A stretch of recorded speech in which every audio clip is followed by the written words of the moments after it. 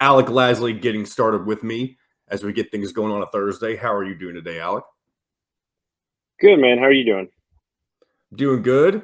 Got tons of Indiana transfer portal stuff to talk about as we get things started today.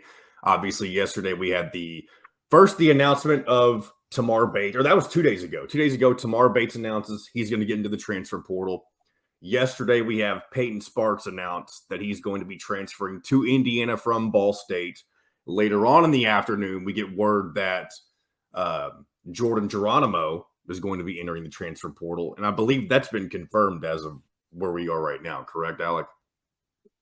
Yeah, that's kind of the latest. It was, obviously it's been a busy offseason already when the offseason really hasn't, officially kind of kicked itself into gear. But yeah, for Indiana, I would say kind of the busiest couple of days has been kind of since Monday when it pertains to transfers out, when it pertains to obviously last weekend going out doing some in-home visits, and then obviously getting engaged in starting to get some conversations going with some additional transfers who are in the portal now. So it's been a busy couple days for Indiana. Expect that to keep going.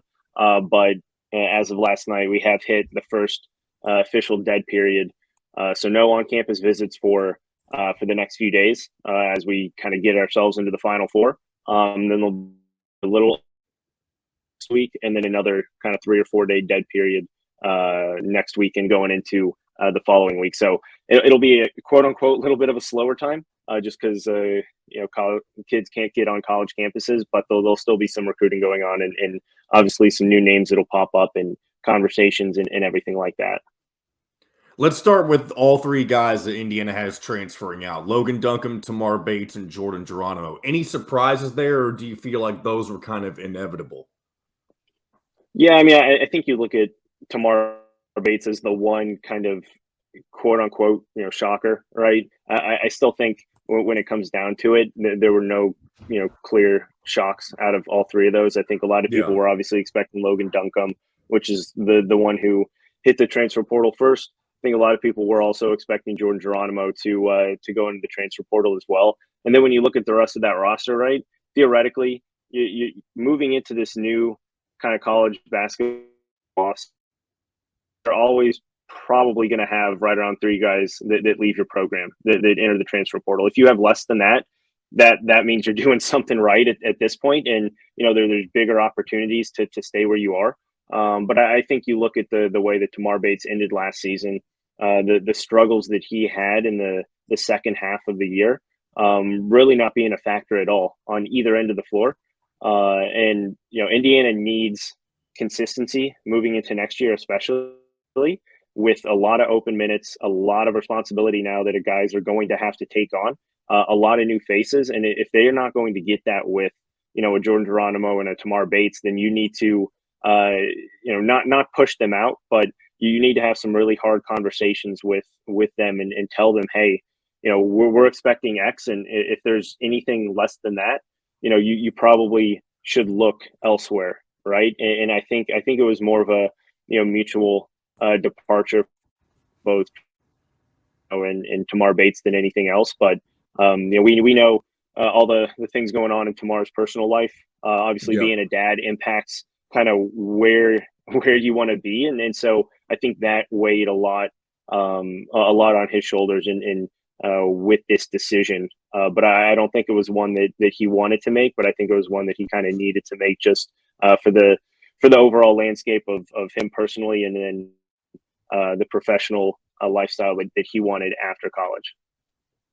And one other Indiana player that a lot of fans are really keeping an eye on, not necessarily for the transfer portal, but for a potential NBA draft decision, Jalen Hood-Schifino. Obviously, that we haven't had any word on that yet. Where do you think? Excuse me. Where do you feel like Jalen Hood-Schifino is leaning toward right now, or do you think that decision may come later on in this process? Yeah, I mean, going into the year, right? A lot of people expected him most likely, be a 2-year player and then go off to the NBA. I don't think a lot of people expected one, obviously, no one really expected the Xavier Johnson injury to occur and be season ending for him at the time. That obviously gave Jalen Hood-Schifino a lot more responsibility on both ends of the floor, but also gave him the ability to grow a lot quicker and faster than what people expected.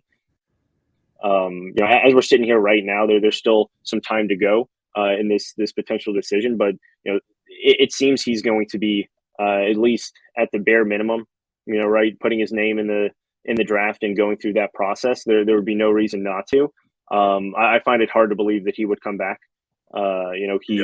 He showed and flashed the potential that he has, and I think for both parties, it would be better if he does end up going to the NBA. And then Indiana has that ability to kind of preach that one and done motto to all these big 5 and 4 star recruits that they're trying to get in on campus and get committed here over the next few years. And they're going after heavy hitters in the transfer portal as well. And if you're able to bring that sort of developmental conversation to the table and say, hey, if you only have 12 months to get to where you want to be, what better place to do that, and what better person to show you than not only Jalen Hood-Schifino, but also Trayce Jackson-Davis and the development that he had, over the last 12 months. Yeah, he's definitely the first real, true example Mike Woodson has whenever he's talking to future high schoolers, or I guess future Indiana guys about coming into the program that are currently high schoolers. But I'm going to move forward into Indiana's latest commit, Peyton Sparks out of Ball State. He'll have 2 years of eligibility left, correct? Yep. Yeah, be here for 2 years. So what do you believe to be his role going into next season? Obviously, we don't really know what the entirety of the roster will look like next year, but a lot of good production in his first 2 seasons with Ball State. Had a decent year overall, the Cardinals did in the MAC. So do you see him as a major contributor, or do you see him as somebody who may be backing up a Malik Renew next season? Yeah, I think you look at his role as someone who's going to come off the bench and be very productive in those minutes, but not be a starter, right? I mean, if you look at the production that he had, which was great and phenomenal, right? Almost 14 and 8 over his first 2 seasons. Also, a freak when drawing fouls, was one of the best in the entire country, not just in his conference or at that level of basketball, but in the entire country in foul rate. So you have the ability to bring in someone off of the bench who's physical, has a terrific frame, 6'9", 240, right? He's ready to compete down on the block. But you need bigger minutes to fill in the front court. And this was more of a depth piece, and a guy that is going to play his role quite well. He's been consistent with that in his first 2 seasons. But a guy who just absolutely loved Indiana. Coming out of high school, he loved IU, has been a lifelong IU fan. So this was a big moment for him, and it was one that he would be hard pressed to turn down, especially with the interest from Indiana being very mutual. But this is not one where, if he's playing 25 to 30 minutes a game, that means that either there's a significant injury that's going to cause him to do that, or Indiana missed on a lot of those other big man portal targets that they're going after. And so this was a great way to at least get that depth piece early on, right? As we haven't even turned the calendar into April, and how many high major Power 5 programs are sitting with at least one transfer commit at the moment. And there's not many outside of probably Carolina and then Indiana are the 2 that I can think of just off the top of my head. So it's a significant step to get that so early on, because now you can go after some of those kind of bigger names and top tier guys that you really need to come in and play 25 plus minutes right away. Yeah, one guy that I really had my eye on when I was looking through guys in the transfer portal, and specifically thinking about replacing the production of Trayce Jackson-Davis, which, first of all, you can't really truly replace the production. You can have somebody who can at least mimic his physicality and athletic ability, that kind of stuff. And the name that I always kept my eye on was John Hughley. Do you have any thoughts on the guy out of Pittsburgh? Yeah, that's most likely not going to happen. I kind of figured, but I want to hear your thoughts. Yeah, and when you look at what Indiana is trying to get to, they're trying to get more versatile, more athletic in the front court. Not to say that he's not, but he's much more of a banger in the post and on the block.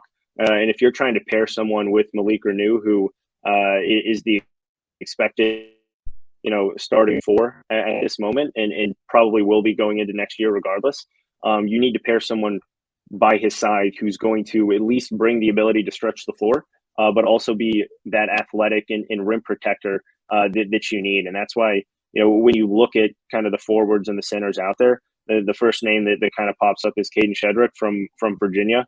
They had a Zoom meeting last night with the Indiana staff. It went very well. They're in the process of kind of setting up and talking visit dates.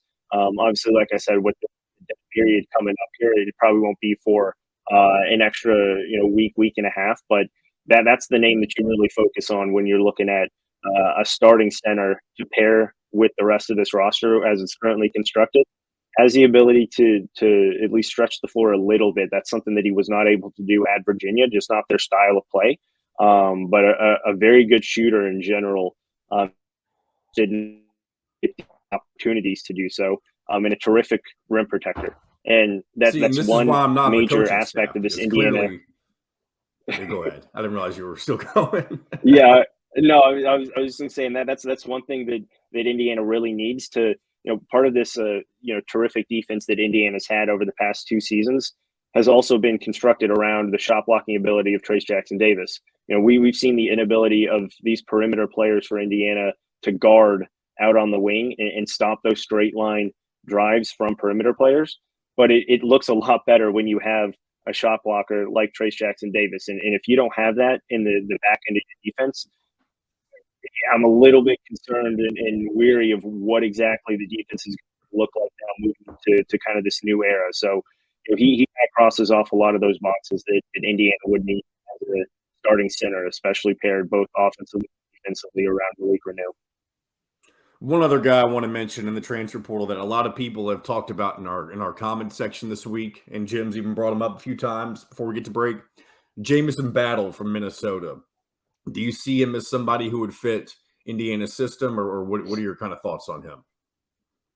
Yeah, did not have the most efficient year last year. I shot about 32% from three, still took about 6-7 threes a game.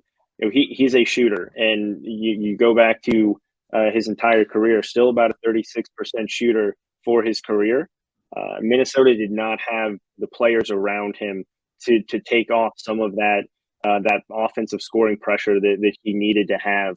But pair him with some of the playmakers Indiana should have, right? Especially what I think will be an all Big Ten point guard in Xavier Johnson, with the assumption that he gets that hardship waiver. You bring him in as someone who can space the floor, as a 6'7", 6'8" wing, who can also play a little bit of that small ball four. But he's also very physical, just a smart player, and a guy who has been around for a long time. And that's what Indiana needs to kind of bridge this gap and keep this momentum going from the past 2 seasons, to build on that. And he's a guy that I think Indiana fans would welcome, and should, with his shooting ability, and more so just his ability to take shots, right? Indiana has struggled just to shoot open threes, even if they're not open, just contested threes. There's a reason they rank in the 350s, 340s for attempted threes in the past 2 seasons, because they don't have the guys who have the confidence to take those shots, and they need someone who's going to come in and really not have much of a thought about it in order to spread this offense out and make it go. And he's one of those guys that I think Indiana should continue to go after, and likely will at this point, coming off of their in-home visit with him earlier this week.